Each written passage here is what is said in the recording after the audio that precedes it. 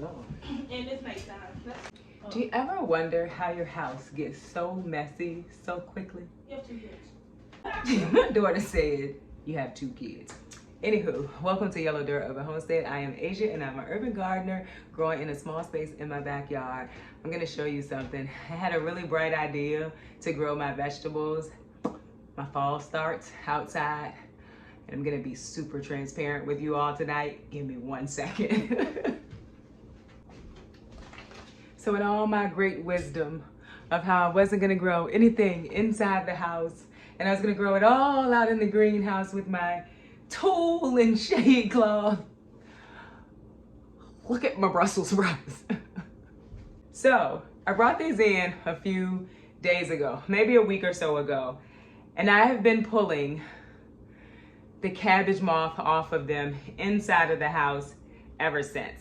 I think I got them all, and so the new leaves in the middle are starting to grow back. I'm going to pull a lot of the old leaves off of these and hope for the best. So you can see the new leaves are growing though. 1 second, there's more. Horrible germination. In my effort to keep these moist, I'm pretty sure I kept them wet, and I believe that most of the seeds have rotted away. And so what has germinated, I'm gonna pot up tonight. If I have enough soil, I might not even have enough soil. I'm gonna pot up what has germinated and I'm gonna reseed the things that just said, lady, you didn't do this right. This tray is a little bit better. So yeah, that's what I'm gonna do tonight. I do not know who sent me this. Someone sent me this. It is bone meal. It was on my wish list and someone sent it to me. So if you are that someone, thank you so much. It did not come with a card or anything. So I really do appreciate it. I will get much use out of the bone meal. Wow, dinosaur kale. I'm gonna leave that in there. Those look really good already. So I'm not gonna up pot those. They're doing pretty good on their own. Also, the Jersey Wakefield cabbage that I started and it sprouted outside and it was doing so amazing, completely ate up by the cabbage worm, the green worm, completely gone. It's outside and it's gone. The onions and the leeks did start to germinate. Again, I think the soil was too wet, so I've removed them out of the pan that had the water in them, and I'm trying to see if I can dry the soil out and if they'll start to, you know, perk up. So I'll let you know how that goes too. They're still outside. I left them outside. These I brought in the house because the moth was definitely eating it. I aborted mission, and I'm okay with that. You know, sometimes what you want to happen doesn't happen. And that's okay. You know, that's what I wanted to do this year. And I'll try again next year because I really don't want to grow these in the house.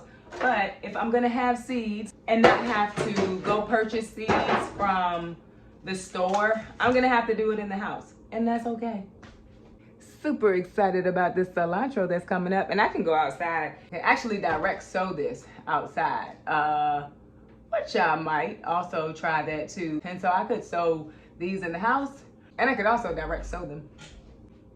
Also, my harvest tonight, I brought in some flowers. That's a dahlia. Beautiful, right? These are asters. I could not wait for them to grow. I absolutely love asters. That's a zinnia. This is a white aster. There's a pink aster, but they were really small. I planted them and they were shaded. And then some sunflowers. Then there's peppers down there. Our eggs from the day, some more shishito peppers. They're very prolific. I am sure I told y'all that already. Oh, look at that zinnia. It was starting to die. No, dahlia. It was starting to die. It's very pretty though. And there's some cucumbers down there too, and some more peppers. So that's my little harvest for today. What I think I'm gonna do with a good amount of these, What I think I'm gonna do with a good amount of these. So these are the Green Goliath broccoli. I have 4 that came up. This is a 6-cell tray. So the one that came up with 2, I'm just gonna replant it into another cell instead of taking the time to use more soil and all of that stuff. I'm just gonna replant it into another cell. And then I'm gonna put the soil back into the other cell and move along. And you have that little one. And then I'm just gonna plant it a little bit deeper. Yes, this soil is pretty wet. I will not be watering it anytime soon. Just like that, I've kind of potted up the green Goliath, and I don't have to relabel or anything. And so I can see right here that one did come up. It did germinate in that tray, but it died because the soil was too wet. I can see the green like algae on the top as well. That's another reason why I know that the soil was way too wet. Even outside in all of that sun and all of that heat, my idea of how I was gonna keep them moist did not work. So just remember, the soil does need to be moist, but it does not need to be wet. I'm also going to turn the fan on downstairs on these seedlings so that this soil can start to dry out. Yep, there goes another one. It's called dampening off. And all of these seedlings would have started to dampen off, which means they would have grown and then died. Had I continued leaving them outside and essentially drowning them in water. And you can plant brassicas deeper than they are growing. Just help them to be a little more stable. Of course, don't cover the leaf that's in the middle. Like, don't plant them that deep, because then they could die. The roots look good. They're not brown or anything, which is surprising to me because I was expecting the roots to be brown. Home and dark and dark. My alarm. And when you're putting these back into the tray or into the soil when you're potting up, the roots don't have to go straight down. You can fold them, bend them, as long as they're under the soil. I think I've mentioned this before. If you end up with like leggy seedlings, this is a way that you can save your seedlings. If you do it early enough, you can just plant the seedlings deeper. And this is pretty much any seedling, as long as it's still small. You don't want to do it once it started growing, because it can rot in the soil. But when I prick out and things like that, which is kind of what I'm doing here, that is exactly what I do. I plant them deeper, and it makes them, make them stronger. It's my Swiss chard. So in case you have not started seeds before, and you do not know what the green stuff that I'm talking about is on the top. You see that? There's a green hue. It's because there's too much moisture in my soil. I've seen people say you should do this when the roots are dry. I've seen people say you should do them when, you know, the soil is moist. I normally do it when the soil is moist, not this moist. So to put perspective on it for you, like I said, I brought these in the house about a week ago, and this soil is still moist. So the reason why they say do it when it's dry is they say the roots separate easier and it's less damage. So take your pick on how you want to do it. The cilantro, I'm not going to do anything with. I'm just going to plant some more cilantro seeds because they're okay to be transplanted, but they don't really like their roots disturbed from what I've read. And so I'm just going to leave this group in here, and then I'm going to plant some more seeds. That is what I will be doing this evening, and I'm about to reseed those other trays, which I'm not going to ask you to sit through because you watched me do that before.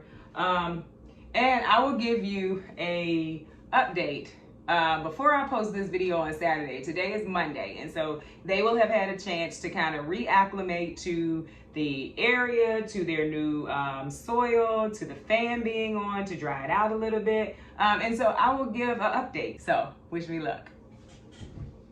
Okay, so it is Saturday morning. I am inside. I'm cleaning and things of that nature, but I want to show you the seed starts that we talked about earlier this week. It was on Monday, so I want to show you the progress. Okay, so we have the fan on. I am leaving the fan on for like part of the day, not all of the day. But I'm gonna show you, I'm gonna grab this light and take it down. So these are the starts that we replanted. And you know, some of them were leggy, and I planted them a little bit deeper. And some of them were really small. These are new seedlings that I planted more seeds, I believe. And so that's what they're looking like today. Over here is everything that did not germinate, and so I had to reseed them. And so they are starting to come up. We have germination in just about all of the trays, so that's good. Now these Brussels sprouts, we still fighting these Brussels sprouts a little bit. I was still finding worms, and so I was still pulling things off, but I'm not giving up. You see that fly? Just disrespectful. But I'm not giving up. I probably, maybe will start some more, but like this one back here, right there, looks pretty good. So I'm not giving up on those.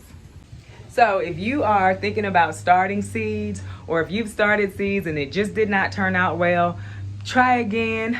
If you don't want to try again, buy some starts, because that's a way to grow your own food too. But I just wanted to show you my journey of trying to start my seeds outside, not being home enough to be able to water them correctly, and how my plan of just leaving a whole bunch of water in the bottom of the pan was a bad plan. Thanks for watching. I hope that everyone has a wonderful week. If you haven't seen the video from Wednesday, I did a garden tour so you can see what's still going on in the garden. The rest of my day will be used to start clearing out one side of the compost bin, turning the compost that's in the other bin into the empty bin, and starting a new pile. And some people had asked me to show how I start my compost pile, and so now is the time, and I have the chance to show you, and so I'm going to do that. I'm going to record that while I'm doing it this weekend. Everyone have a great weekend. Don't forget to like, share, and subscribe. Don't forget to follow me over on Instagram at Miss MS Asia Spratley, where I post about the things going on in the garden every day. Bye.